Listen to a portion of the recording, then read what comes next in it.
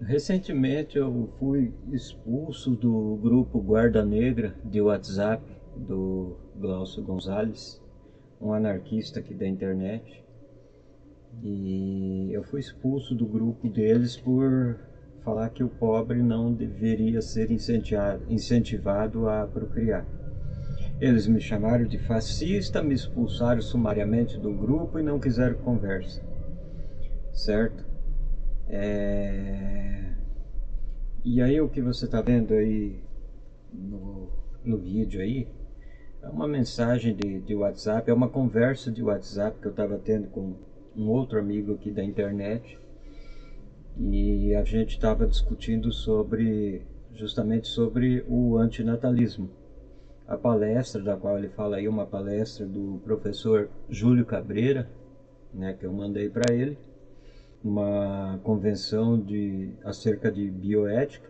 E o professor Júlio Cabreira é um filósofo que defende o antinatalismo, certo? Tem inclusive um livro escrito a respeito, Porque Te Amo Não Nascerás, e tem outros vários livros onde ele trata do tema.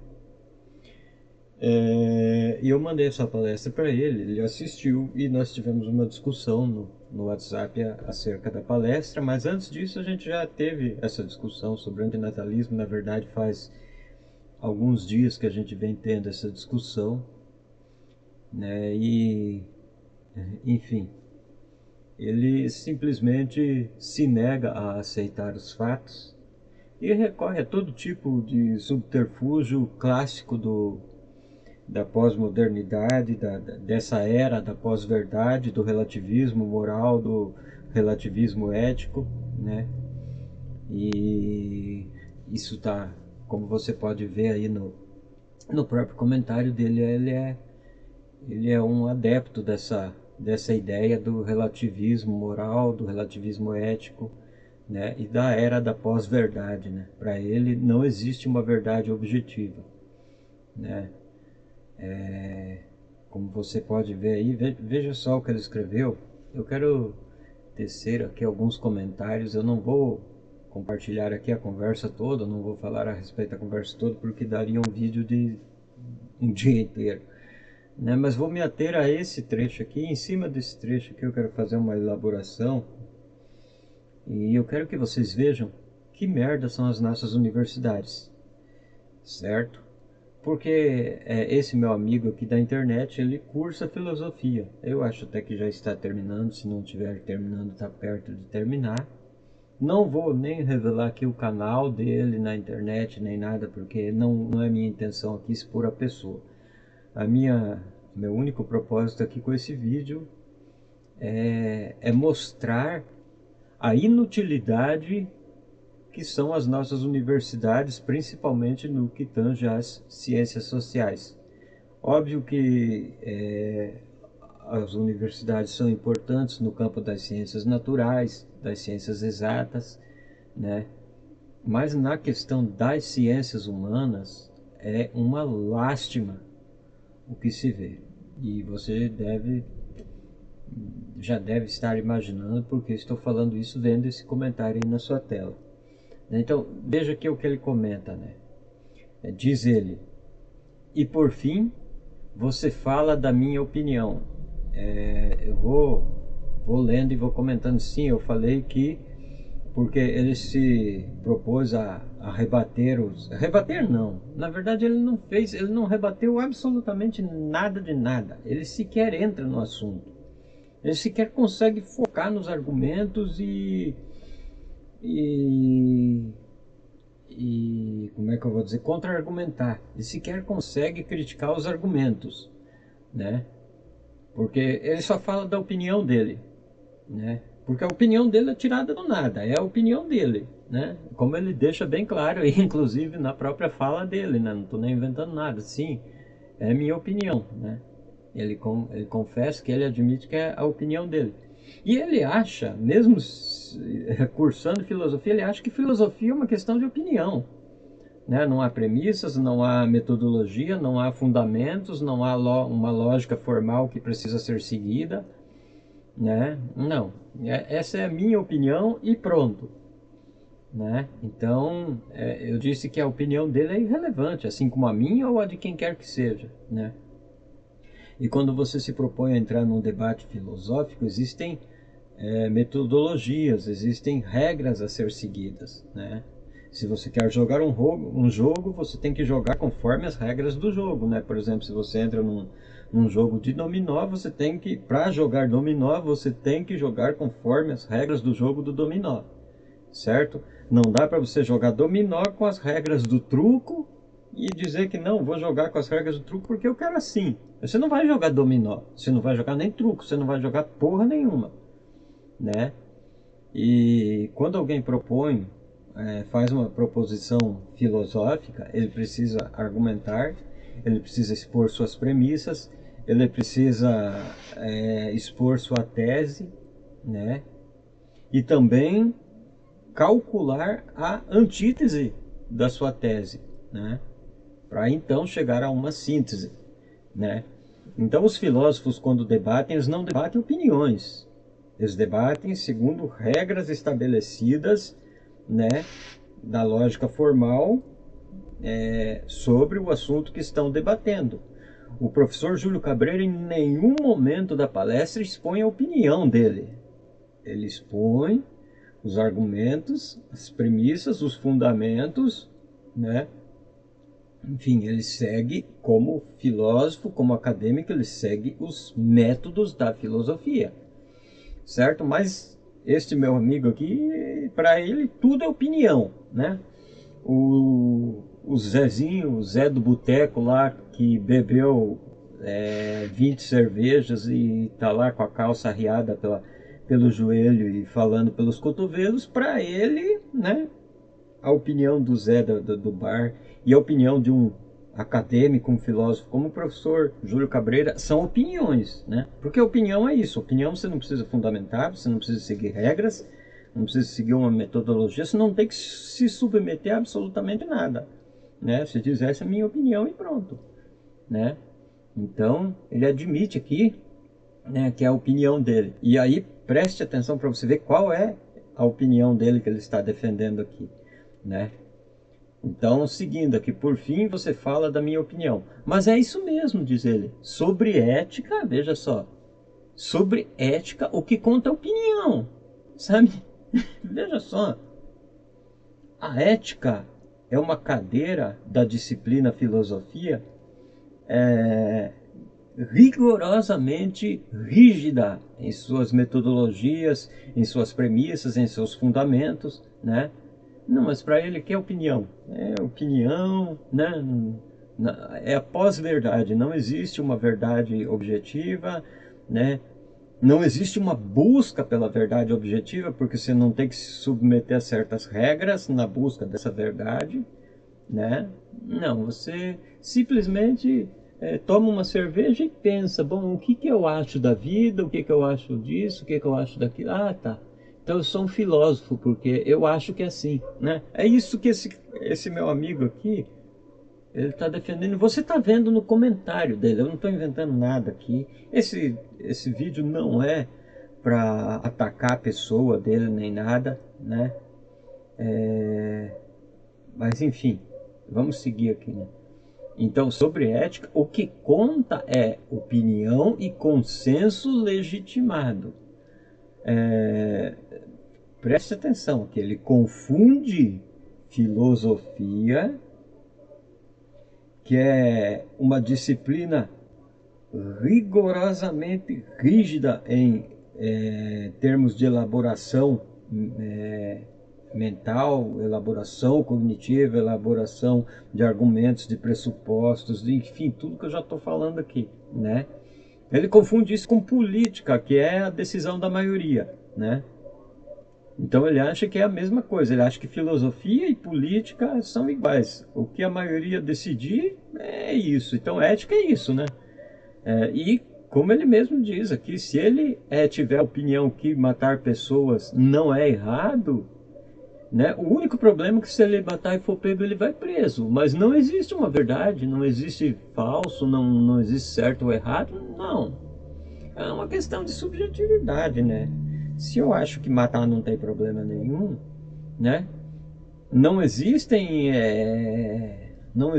fundamentos filosóficos e práticos, né, que determinam por que matar é errado. Não, é só porque as pessoas convencionaram que não vamos matar, gente, né? É feio matar, então, né? Não tem problema nenhum. Na verdade, a gente pode matar à vontade, se quiser, porque não tem certo, errado, tem verdadeiro, falso. Nós podemos, né? Podemos matar, estuprar, podemos, né? Na natureza, porque ele apela muito a essa questão da natureza, né? Ele quer que eu mostre para ele na natureza onde existe a, a objetividade na ética, né? Então, para eles, não, tudo bem, só que é feio, né, gente? Não, sabe, não pega bem. Então, vamos chegar num consenso que vamos dizer que matar é errado e a gente não mata, tá? Tá? Mas é só porque a gente não quer, é só porque a gente decidiu isso, sabe?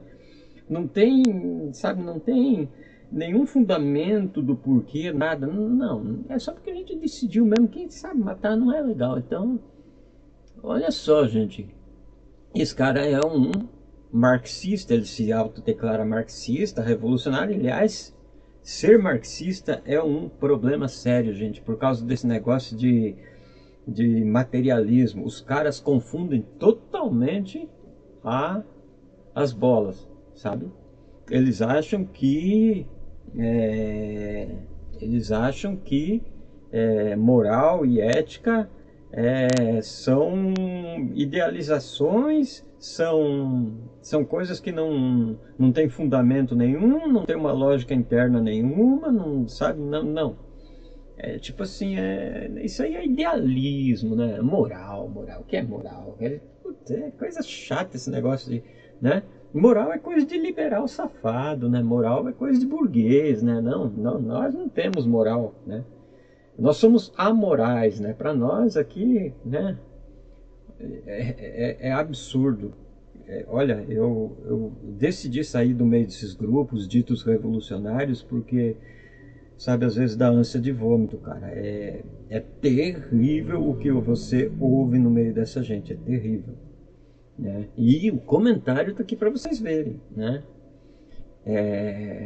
Então vamos seguir aqui, né? Então eu posso, né, o único problema é se eu for preso, né? Mas fora isso, sabe, não tem certo e errado, né? Tanto faz, né? Não existe verdadeiro ou falso aqui, né? Eu nunca neguei a subjetividade na moral e que a objetividade é construída socialmente, né? Olha só o que ele está falando, né? Socialmente, como ele disse lá em cima, né? Se a gente chegar num consenso, né, de que tal coisa é moral ou imoral, é ético ou antiético, né, é consenso, né? Não tem nada a ver com metodologia, não tem nada a ver com pressupostos, não tem nada a ver com premissas, não tem, sabe, com fundamentos de nada. É só se a gente, sabe, a gente decide, né? A gente decide. Ai, cara, puta, que cansativo que é, cara. Cara, o que me entristece é que eu tô debatendo com um cara que tá na universidade, cara. Se eu tivesse debatendo isso, como eu já falei com o Zé do Boteco, cara, puta, eu riria, cara. Mas isso aqui me deixa... Ai, cara, puta que pariu, onde a gente vai parar, cara, desse jeito, né? Quem se diz verdadeiro e científico nessas questões é você. Sim, exatamente. Eu sou verdadeiro e científico é porque eu não tiro a minha opinião do nada e não me baseio em consenso, não me baseio em democracia por opinião da maioria nem nada. Eu observo critérios, fundamentos, premissas, pressupostos, lógica modal, racional, lógica formal, né? Eu tento seguir uma metodologia, coisa que eu aprendo com os teóricos e com os acadêmicos da filosofia, mas eu sou um mero mecânico aqui da periferia, né? Quem está fazendo filosofia é ele, prestem atenção. Quem está fazendo filosofia aqui é ele, né? Nessas questões, quem é verdadeiro científico é você, diz ele, né? Mas não tem base para sustentar isso, né? Agora eu não vou me prolongar muito nesse vídeo aqui, deixa eu fazer eu quero mostrar para você que essa pós-verdade que ele defende não serve a opinião dele, como ele admite aqui, não se sustenta na pós-verdade que ele defende. A própria opinião dele se invalida ali. E eu vou mostrar para você por quê. Porque, veja bem, para que você defenda uma tese, a primeira coisa que você precisa ter é uma antítese em comparação, certo? Você tem que ter uma tese e uma antítese, uma antítese, né? Para você relacionar as coisas, né? Porque você não fica fazendo lucubrações no vácuo, né? Na própria palestra em questão, o professor Júlio Cabreira expõe vários contra-argumentos passíveis de serem apresentados em oposição às teses dele, e ele demonstra por que elas não se sustentam, né? Demonstra todas as falácias, todos os subterfúgios que se usa e que não conseguem derrubar, né, as teses dele. Como ele mesmo diz na referida palestra, não é que seja impossível derrubar minhas teses.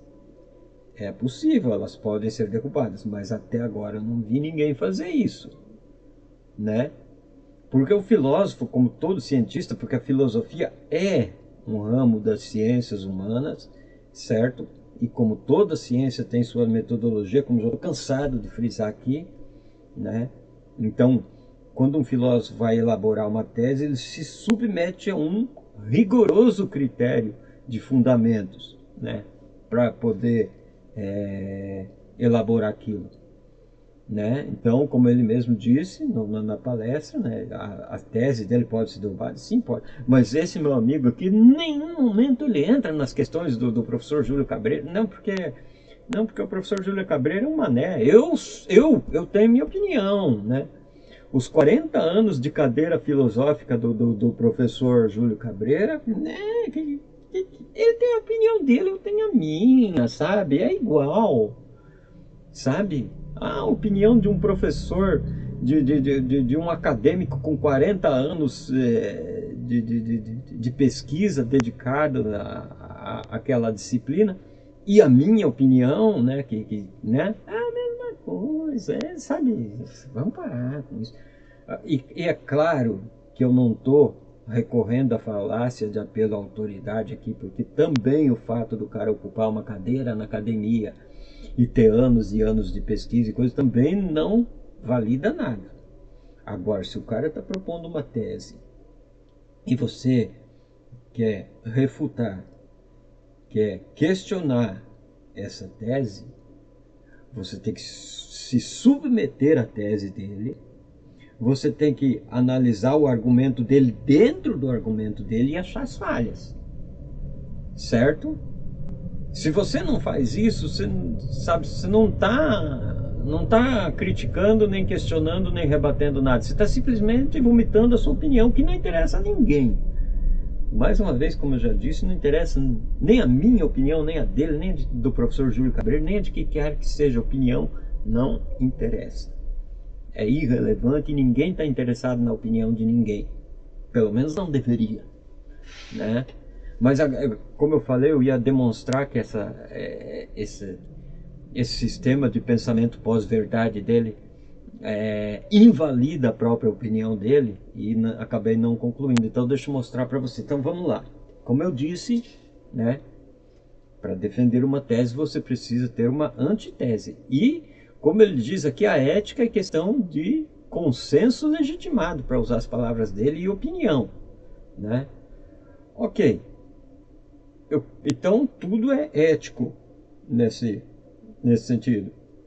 Tudo é ético. Existem milhares de éticas diferentes, mas todas são éticas, certo? Eu quero saber se você é um estudante de filosofia e você sabe que para sustentar o que você fala você tem que, né, você tem que obedecer. Bom, você não obedece as regras, isso que é o problema, porque quando você é uma pessoa que está nesse nível de bitolagem, de dogmatismo, de fanatismo, ela não, sabe, não dá para você discutir, porque ela simplesmente não te ouve, não aceita, sabe? Não, é o que ela quer e pronto.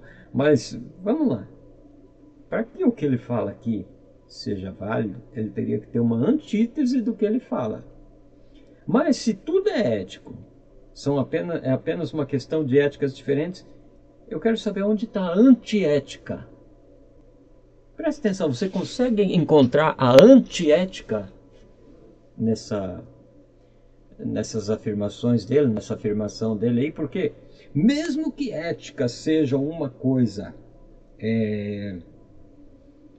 vamos dizer assim, mesmo vou comprar o argumento dele aqui, porque diferente dele, eu não fico vomitando opinião. Eu vou comprar o seu argumento, meu amigo. Eu vou comprar o seu argumento e eu vou entrar dentro do seu argumento, e dentro do seu argumento eu vou mostrar o quanto você está alienado e o quanto você está perdido no que está falando aqui. Beleza? Porque se a ética é uma questão de consenso legitimado, e mesmo que seja isso, eu estou comprando o seu argumento, estou admitindo isso, mas eu quero saber aonde está a antiética, meu amigo. Mesmo que seja questão de consenso, aonde está a antiética? Sabe? Por quê? Aí você vai ter que entrar em questões de racismo, em questões de chauvinismo, porque você vai ter que, assim, porque eu já até sei por qual subterfúgio você vai devagar. Você vai apelar para a questão de cada comunidade elabora a sua ética, e a antiética seria aquilo que contraria esse consenso dessa comunidade. Só que existem zilhões de comunidades diferentes no mundo, certo? E o que você chama de ética relativa, o que você valida, quer validar, você não valida nada, porque você não valida com a tua opinião, com o que você acha, não é isso que valida ou deixa de validar alguma coisa. Mas se você vai sustentar isso, eu já sei por onde você vai fugir. Você vai dizer não, mas o que é ético para uma comunidade é antiético para outra, tá? Só que aí, meu amigo, como eu já disse, você vai virar racista, você vai virar chauvinista, né? Você, enfim, porque essas várias éticas diferentes vão entrar em conflito, certo? E aí você, como é que você vai fazer isso, né? Então tem, sabe, nossa, é difícil você elaborar alguma coisa aqui de tão absurda que é essa afirmação aqui, meu amigo. De tão absurdo que é isso aqui, ó. É como eu já disse, isso aqui dito por um tiozão do boteco, do WhatsApp, beleza. Mas não para um estudante de filosofia. É estarrecedor o que eu tô lendo aqui. Certo? É estarrecedor, né? Acontece que para uma comunidade estabelecer uma ética por consenso, como você diz, ela tem que ter uma antiética que contraria aquilo, né? Você tem que ter um referencial inercial para você partir. Você não parte do vácuo, certo? Mas qual é a antiética? Que ela não existe, né? Porque é uma questão individual, inclusive, né? Dentro de uma mesma comunidade pode ter vários subgrupos diferentes, indivíduos diferentes com... Olha só, meu amigo, por favor, cara, pare de falar esses absurdos, sabe? Ai, pare isso aqui é uma vergonha, cara. Isso aqui não é uma vergonha, isso aqui é mais que uma vergonha. Isso aqui é desesperador, isso aqui é estarrecedor, isso aqui. Sabe? Ai, enfim, né? Se você parte da ideia de que a ética é uma questão de consenso, você vai ter que estabelecer ética e antiética para você. Você vai ter que estabelecer. Aí, como você diz, não, matar é normal, né? Como você diz, matar é beleza, não tem problema nenhum com matar, não tem certo ou errado na questão de matar. Tá, mas e essa comunidade que vai chegar a esse consenso vai definir com base no quê? Que matar não é legal, não é aceitável, né? Porque pessoas matam, né? E as pessoas que matam dentro dessa comunidade, elas são parte dessa comunidade, meu amigo, né? Como é que decide isso, né? Não há metodologia, não há critérios, não há fundamentos, não há nada. É questão de opinião e consenso. É por isso que, olha, por mais que como vocês sabem, eu defendo uma economia baseada em recursos, né? Que não deixa de ser entre mil aspas, aqui, uma certa forma de comunismo, mas eu tenho horror a que os socialistas ou comunistas cheguem ao poder, de fato. E eu já até divulguei isso, mas agora eu estou vendo o problema de eventualmente se chegar nisso, porque pode ter certeza, gente, se hoje o Brasil se tornasse uma experiência socialista, você pode ter certeza que antinatalistas, veganos e pessimistas em geral seriam caçados e mortos. Pode ter certeza disso. Porque é tal da democracia, a opinião da maioria, né? E aí é engraçado, né? Lembra de um certo sujeito que eles chamam de fascista, que eles chamam de genocida, o que ele dizia, né? As minorias ou se submetem ou desaparecem. Lembram disso? Sabem de quem eu estou falando, né? Mas se esses socialistas, com esse tipo de pós-verdade, com esse tipo de subjetividade moral e ética, chegam ao poder, podem ter certeza de que a maioria, por exemplo, o antinatalismo é um movimento ínfimo, né? Isso não quer dizer que o antinatalismo seja inválido, muito pelo contrário, né? Se numa comunidade de 10 mil pessoas, 9.999 tiverem uma opinião esdrúxula, né? E uma pessoa tiver sensatez e perceber que o consenso geral é esdrúxulo, isso não faz com que essa uma única pessoa esteja errada e os 9.999 estejam certos, que é o que esse tipo de argumento e falácia aqui implica. Esse cara não percebe isso, ele não percebe as implicações das afirmações que ele faz, dos absurdos que ele sustenta.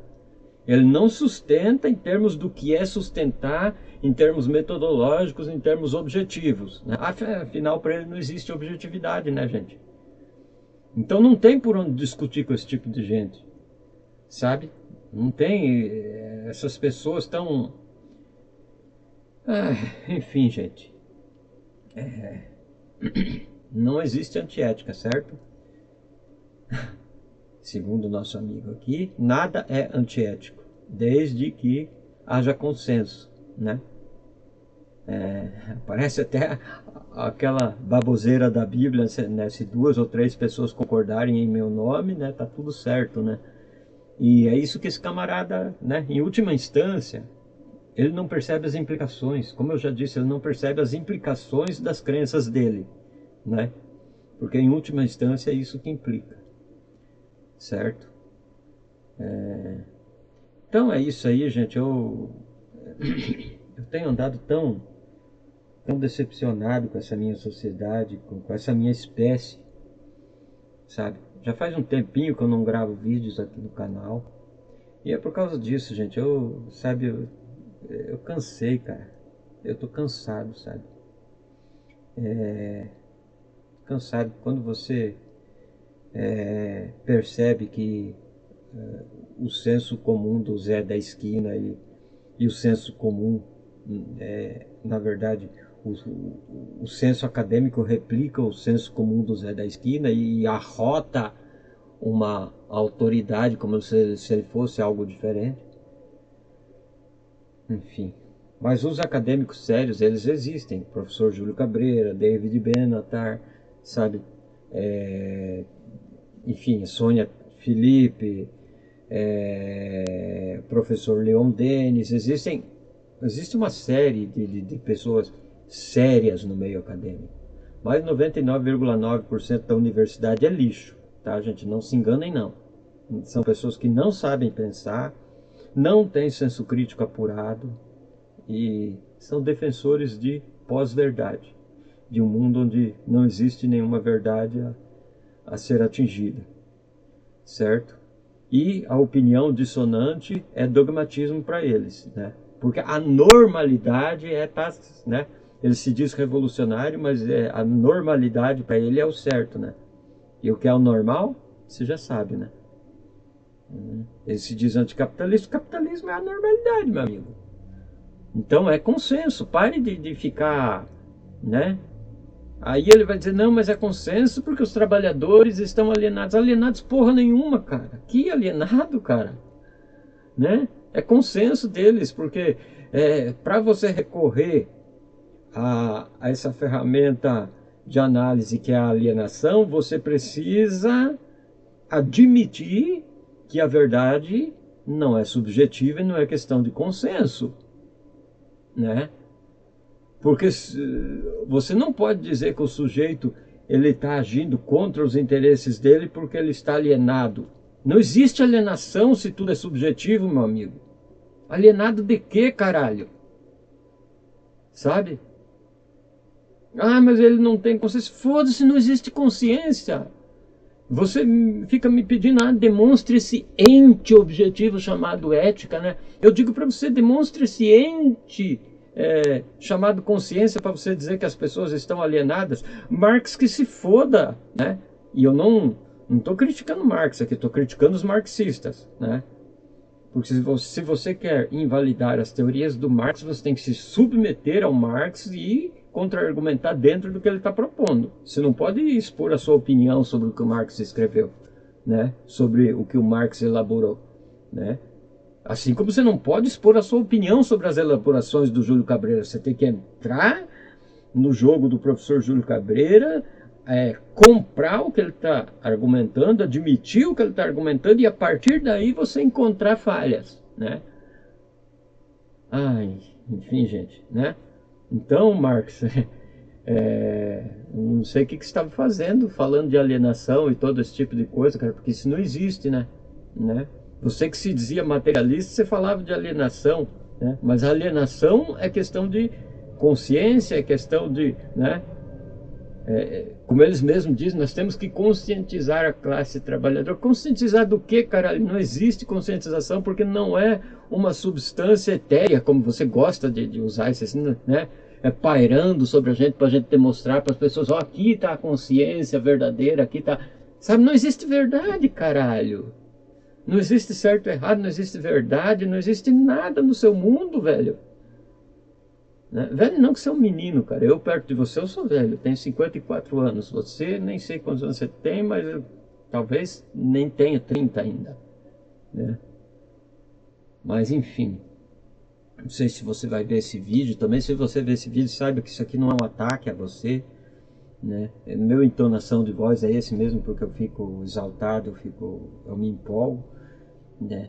Tenho nada contra você pessoalmente, mas olha, amigo, lamentável os absurdos que você fala, tá? E é lamentável que você esteja cursando filosofia e não tenha a menor ideia do que é filosofia, certo? Enfim, gente, fazia tempo que eu não postava vídeo aqui, mas é isso, eu vou ficar por aqui, um abraço, até a próxima e falou, até mais, a gente se vê por aí ou não, sei lá, não sei se vou continuar gravando vídeos aqui ou não. Tô decepcionado, tô de saco cheio com tudo isso já.